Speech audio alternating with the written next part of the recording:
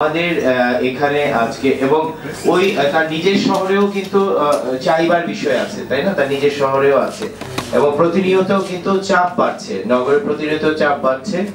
Environmental justice forum নামে একটি সংগঠন আছে যারা গবেষণায় দেখিয়েছে যে ঢাকা শহরে প্রতিদিন 1500 থেকে 2000 নতুন মানুষ আসলে প্রবেশ করে, ঢোকে তারা।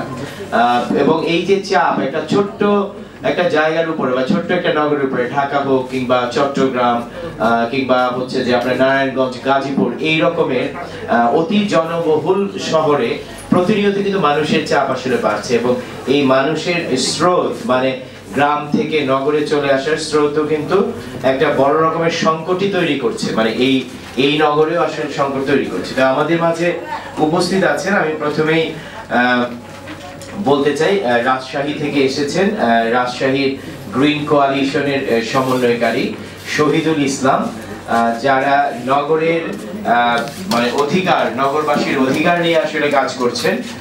সেই শহীদুল ইসলামকে তার বক্তব্য দেওয়ার জন্য অনুরোধ জানাচ্ছি এবং আমরা পরপর মানে ঢাকার বাইরে থেকে যারা এসেছেন তাদেরটা শুনবো এবং অন্যদেরটা আমরা ধারাবাহিকভাবে শোনার চেষ্টা করব। শহীদুল ইসলাম, মাইকটা যদি একটু দেন।